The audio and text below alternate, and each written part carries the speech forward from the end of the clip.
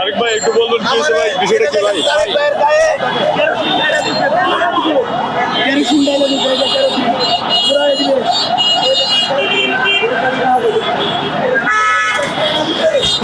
এই তারেক রহমানকে পুরাই দিবে, যেন কথা কেউ না বলতে পারে, সেই জন্য তারেককে পুরাই দিবে।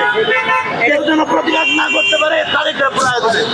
তারেককে পুরাই দিলে কেউ আর প্রতিবাদ করবে না, কেউ আর বলবে না বিপ্লব দফা হবে। কয়েকজন ছিল, আপনারা কি জানতে পারছেন তারা কারা? আমরা শুনতে পারছি। দাঁড়ান, এখানে এরা প্রেস ক্লাবের সামনে সাধারণ ভুক্তভোগীরা প্রোগ্রাম করে, বিভিন্ন বিধবা নারী বিভিন্ন হত্যাকাণ্ডের শিকার হয়, বিচার পায় না দীর্ঘদিন, তারা এসে প্রোগ্রাম করে দেয়ালে একটা করে ফেস্টুন আঁকায় নিচে বসে থাকে। ওরা কি করছে, দেয়ালে এখানে সমস্ত জায়গা দখল করে চায়ের দোকান বসাইছে। প্রথমে ওরা বিএনপি নাম বলতেছিল, আবার বলতেছিল নাগরিক কমিটিরা বসাইছে। পরবর্তীতে আমরা জানতে পারলাম এখানে প্রেস ক্লাবের শ্রমিক যারা আছে, শ্রমিক ইউনিয়ন নাকি একটা এরকম সংগঠন করছে ওরা, এই সংগঠনের লোকেরা এখানে বসাইছে, যেটা বিএনপিও না, জামাতও না, নাগরিক কমিটিরও কেউ না। তবে আমরা সেগুলো গতকালকে উঠাই দিছিলাম, উঠাই দিয়ে আজকে আবার বসছে। আমরা দেখি যে প্রবাসী ভাইদের বিমান ভাড়ানোর যে প্রোগ্রামটা আমরা দাঁড়াবো এখানে, সে দাঁড়ানোর কোনো সুযোগ বা স্পেস রাখিনি।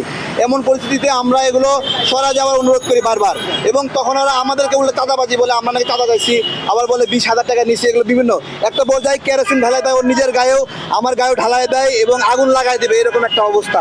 এইরকম একটা অবস্থায় গেছে দখলদারিত্ব। আমরা পুলিশ প্রশাসন, সেনাবাহিনী, সরকারের সব জায়গায় আমরা জানিয়েছি যে দেখেন কেরোসিনের গন্ধ না, ফুটে আসে না, এইরকম একটা অবস্থার সৃষ্টি করেছে। আমরা সবাইকে আগে থেকে বলে রাখছি, কোনো না, ওরা পুলিশের সামনে এসে লাঠি দিয়ে আঘাত করতেছে, দা বের করছে এখানে, সেগুলো সবই ফুটেজ আপনাদের কাছে আছে। আমাদের কথা হলো যে অন্যান্য বিভিন্ন জায়গায় দোকান বসবে, গরিব মানুষরা বসবে, ঠিক আছে, কিন্তু প্রেস ক্লাব জায়গাটা মানুষের একটা আবেদনের জায়গা। এখানে কেউ ক্ষতিগ্রস্ত হইলে কান্নাকাটি করে যে সরকার আমার এটা দেখে দেন, আমার এই সমস্যা, আমার জমি দখল হয়েছে, আমার সন্তানদের মাইরে ফেলছে, গ্রেপ্তার করে না, তদন্ত করে না, এই দাবিগুলো এখানে প্রেস ক্লাবে করে। সমস্ত জায়গা দখল, প্রায় 6টা চায়ের দোকান পাশাপাশি বসাইছে, সেগুলো সরানোর কোনো ব্যবস্থা নাই।